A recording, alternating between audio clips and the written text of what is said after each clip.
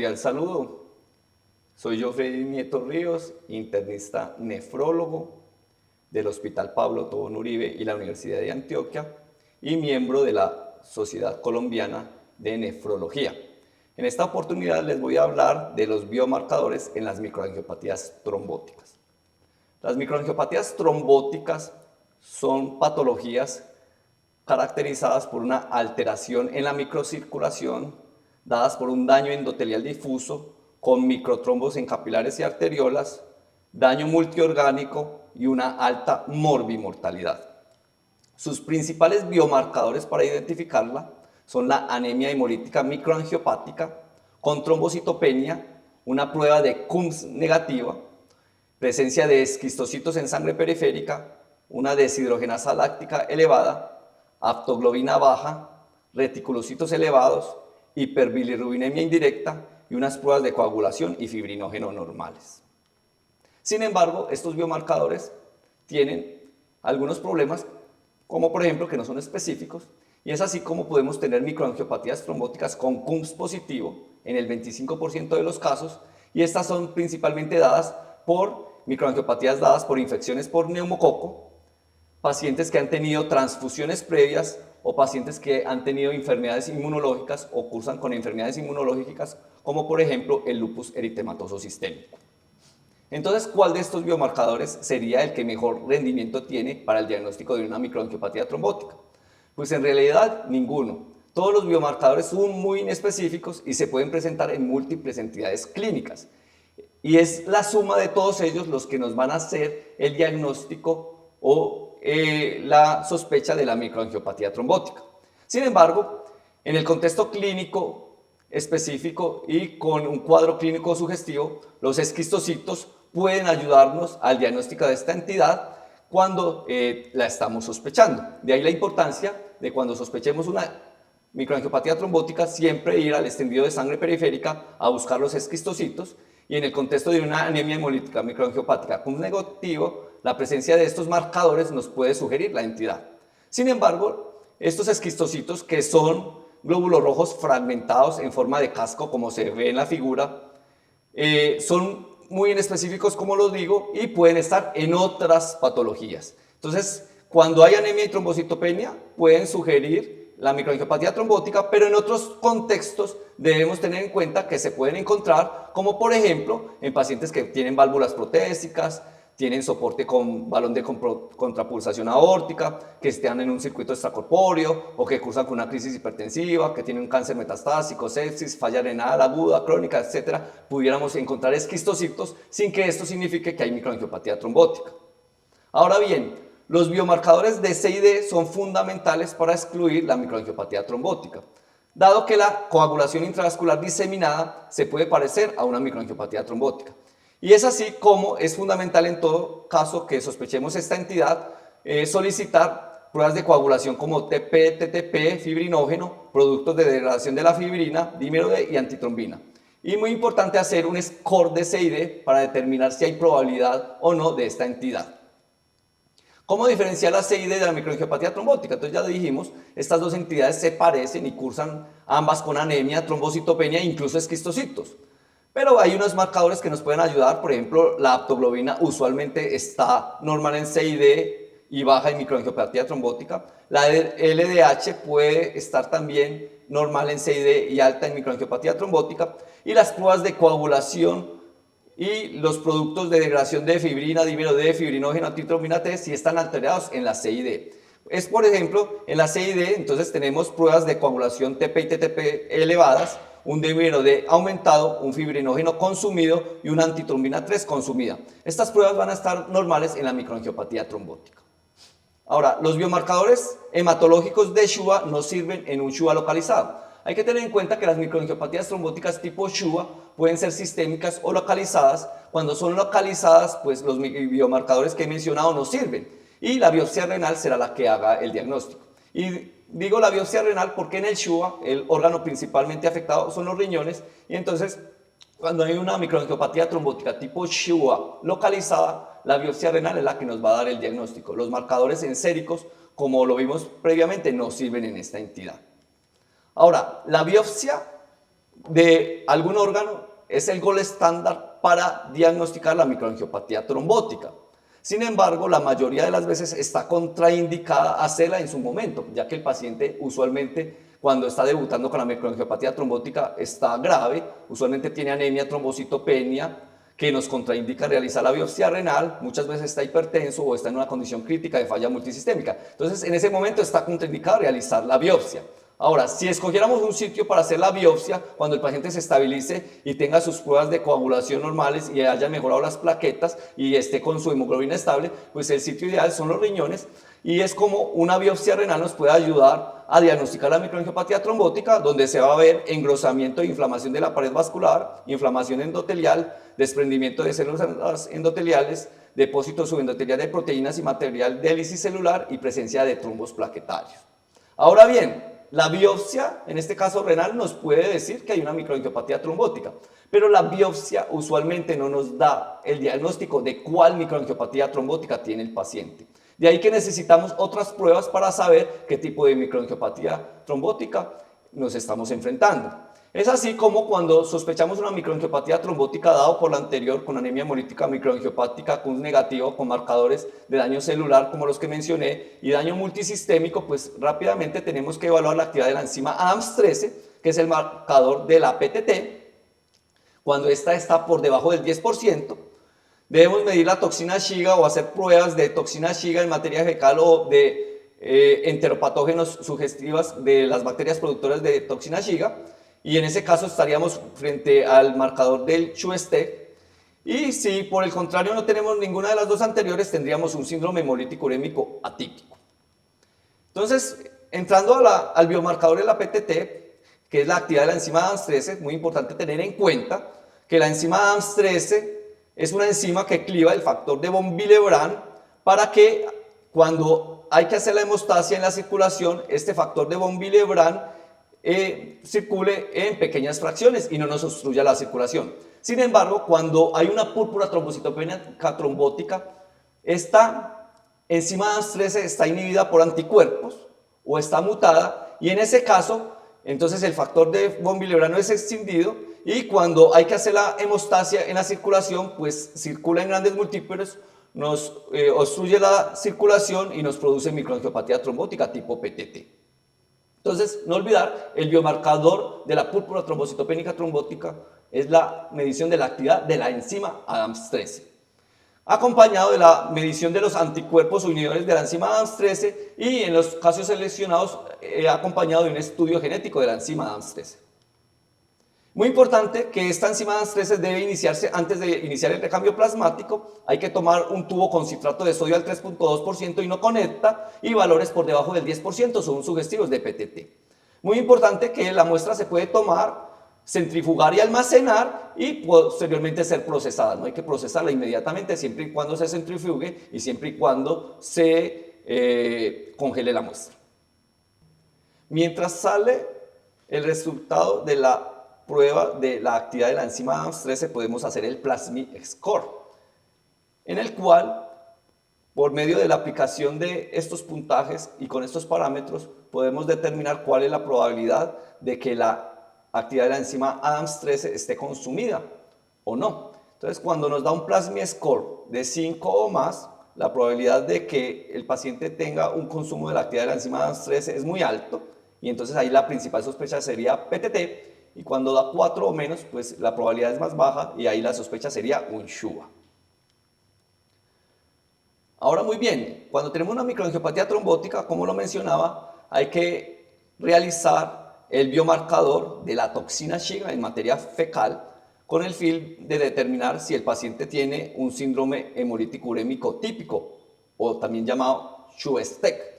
En este caso, entonces podemos medir la toxina Shiga directamente en materia fecal o podemos hacer pruebas moleculares para detectar las bacterias enteropatogénicas productoras de toxina Shiga. Y eso se puede hacer hoy en día con pruebas de film array gastrointestinal. En el caso de que tengamos la toxina Shiga positiva o bacterias enteropatogénicas productoras de toxina Shiga en el cuadro de una microangiopatía trombótica, entonces estaríamos frente a un síndrome hemolítico urémico típico confirmado y habría que tratarlo como tal. Ahora muy bien, Cuando no tenemos púrpura trombocitopénica trombótica ni síndrome hemolítico urémico típico o SHUA-STEC, tenemos un SHUA. Y en el SHUA la actividad de la enzima ADAMS13 es normal y la toxina Shiga es negativa. Entonces aquí tenemos una microangiopatía trombótica donde la ADAMS13 funciona muy bien y el paciente no tiene toxina Shiga que nos dañe el endotelio. Entonces en este caso tendríamos un SHUA. ¿Pero qué es un SHUA? Pues un SHUA es una microangiopatía trombótica que abarca una serie de entidades donde puede haber un daño endotelial difuso con microtrombosis generalizada, daño multisistémico, y hay que entrar a identificar si es un SHUA secundario o un SHUA primario. SHUA secundario puede ser secundario a una alteración de la regulación del complemento donde este se amplifica de forma secundaria, o un SHUA primario puede ser una alteración en la regulación del complemento en el cual hay alteraciones genéticas en la regulación del mismo. Entonces es muy importante tener en cuenta que el complemento siempre está activo, evoca respuestas potentes y destructivas y está muy bien regulado. En el SHUA, por una alteración en la regulación del complemento, puede haber mutaciones donde este complemento no se regule bien y en este caso tendríamos una microangiopatía trombótica tipo SHUA primario por una alteración en la regulación del complemento. Para hacerlo más esquemático, entonces tenemos el complemento, la vía alterna. El complemento puede amplificarse masivamente y superar la regulación por causas secundarias, bien sea por medicamentos tóxicos, trastornos del embarazo, hipertensión maligna, infecciones, enfermedades autoinmunes, cáncer, etcétera, en la cual puede haber una amplificación masiva del complemento sin que se pueda regular y eso produce una microangiopatía trombótica tipo SHUA secundario. Sin embargo, también podemos tener que el complemento tiene mutaciones en sus activadores o en sus reguladores y el complemento no se puede regular y en este caso tendríamos una microangiopatía trombótica tipo SHUA primaria. Entonces, para hacerlo más esquemático, yo puedo nacer con una mutación o adquirir anticuerpos contra los reguladores del complemento y eso favorecerme que en algún momento yo haga una microangiopatía trombótica tipo SHUA primario con daño multisistémico. Sin embargo, también puede ocurrir que yo tenga una amplificación masiva del complemento por infecciones, embarazos tóxicos, enfermedades autoinmunes, cirugías, etc. Eso hace que el complemento se active masivamente y me produzca una microangiopatía trombótica tipo SHUA secundario sin tener una alteración genética. O puedo tener las dos cosas. Entonces, para hacerlo aquí, yo puedo tener un SHUA primario por una afección de los reguladores del complemento. En esto los reguladores del complemento están mutados, uno o varios. Los principales son el factor H, el factor I, MSP, trombomodulina. Cuando están mutados no regulan el complemento y ante una amplificación del mismo puede producir un síndrome hemolítico urémico atípico tipo SHUA, tipo SHUA primario, perdón. También puede ser que tenga una mutación en los activadores. Al tener una mutación en los activadores, los reguladores no funcionan y eso hace que también pueda tener una microangiopatía trombótica tipo SHUA primario por una alteración en la regulación de estos. Estas mutaciones se encuentran aproximadamente en el 60% de los casos, la más frecuente es la del factor H, 10% pueden tener más de una mutación. La respuesta al tratamiento pues, puede funcionar tanto en los que tienen mutación como en los que no tienen mutación. ¿Cuándo sospechar SHUA primario? Que tenga esto antes de que salga el estudio genético del MAD recurrente, MAD con consumo de C3, historia familiar de MAD, MAD refractaria a manejo, MAD que termine en falla renal crónica terminal, MAD con estudio genético compatible y MAD en riñón trasplantado con antecedente de MAD o falla renal crónica terminal desconocida. Ahora, ¿qué biomarcadores se han propuesto para determinar que un paciente tenga un SHUA primario? Pues se han propuesto los convencionales, el C3, C4, CH50. Sin embargo, esos son muy inespecíficos y en exploración unos más específicos están el factor BA-BB, el complejo de ataque de membrana C5b9, el C5a y otros. Los más recomendados son los primeros y en exploración. Por ejemplo, este estudio muestra cómo en los pacientes que tienen una microangiopatía trombótica tipo SHUA, pues y que están en terapia mediada para regular el complemento con ravulizumab, pues los marcadores que más rendimiento dieron para detectar el SHUA primario fueron el factor BA y el C5b9, que es el complejo de ataque de membrana. Entonces, en los pacientes que tenían SHUA primario, el BA y el C5b9, que es el complejo de ataque de membrana, estaban más altos versus los que no tenían SHUA primario. Este es otro estudio que muestra cómo en este exploraron el C5b9, que es el complejo de ataque de membrana, que estaba más alto en los de Shua primario, y también aquí, en este caso, exploraron el C5a, que también estaba más alto en los pacientes de Shua primario. Entonces, miren que son biomarcadores en exploración y que pudiera servirnos. Ahora bien, la biopsia nos puede ayudar a diagnosticar, como lo mencionamos, todos los patrones son muy similares. Miren ustedes un Shua por varias causas. En estas, por ejemplo, esclerodermia, cocaína, o aquí un Shu típico, o aquí un síndrome antifosfolípido. En todas se ve, como les menciono, muchas similitudes en su patrón de biopsia. Sin embargo, si midiéramos el C5b9, que es el complejo de ataque de membrana, en biopsia y da positivo, posiblemente este paciente lo que tiene es una microangiopatía trombótica tipo Shua primario por alteración en la regulación del complemento.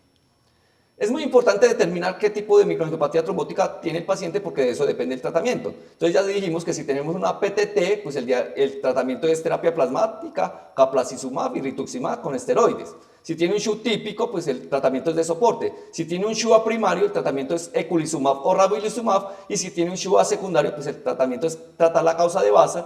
Y en casos refractarios podría servir la terapia anticomplemento por tiempos cortos, más o menos entre 2 semanas y 12 semanas. Mientras tanto, pues hay que soportar a todos los pacientes, usualmente en cuidado intensivo, muchos requieren transfusiones, muchos requieren diálisis antihipertensivos, y obviamente pues el éxito de esto sería reconocerlo tempranamente. Si no hay un diagnóstico específico inicialmente, se puede iniciar recambios plasmáticos, siempre tomar prueba de Adams-3 y toxinas Shiga y hacer los estudios para determinar qué tipo de microangiopatía trombótica tiene el paciente. Ahora, cuando estamos en el tratamiento tenemos que mirar cuáles son los biomarcadores para definir remisión de microangiopatía trombótica. Entre estos está pobremente estudiado, pero pues lo que más tenemos son las plaquetas. Se considera que el paciente entra en remisión de la microangiopatía trombótica cuando el recuento es mayor de 150.000 y cuando normalizan la LDH. Y cuando obviamente mejora la disfunción multiorgánica. En este caso, pues el marcador principal sería la mejoría en la función renal con un descenso de la creatinina más del 25% o un aumento en el filtrado glomerular más de un 25%. Muy importante entonces tener en cuenta que cuando se tiene un Shua primario, el tratamiento es bloquear el complemento en su vía terminal y para esto contamos con moléculas como el eculizumab o el ravulizumab. Y los biomarcadores que están en exploración para determinar la efectividad de este tratamiento también son la medición de la actividad del complejo de ataque de membrana C5b9, lo cual está en exploración para determinar la efectividad del tratamiento. Entonces, para terminar, pues les quiero dejar estos mensajes para el hospital o su práctica clínica. No hay un biomarcador específico para diagnosticar una microangiopatía trombótica. Sin embargo, pues cuando ya se tiene el diagnóstico, es de tener en cuenta que la púrpura trombocitopénica trombótica se diagnostica con la medición de la actividad de la enzima Adams-13, cuya actividad es inferior al 10% en este diagnóstico. El síndrome hemolítico urémico típico o Shu-Steg se diagnostica con la medición de la toxina Shiga en materia fecal o con pruebas moleculares de detección de bacterias productoras de esta toxina. El Shua cursa con Adams-13 normal y toxina Shiga negativa, pero no tiene un biomarcador específico para su diagnóstico. Para el diagnóstico de un Shua primario, el estudio genético ayuda en la identificación de la mutación implicada, pero es demorado y no se puede esperar para tomar decisiones terapéuticas oportunas. Y en el Shua primario hay mutaciones claramente patogénicas, pero hay otras probablemente patogénicas, otras de significado incierto y muchas otras que no tienen mutación identificada. Este es un tema de exploración constante y posiblemente a futuro tendremos más marcadores y más biomarcadores que nos ayuden a determinar si un paciente cursa con esta patología o no. Les agradezco su atención. Para mí ha sido un honor compartir con ustedes esta charla.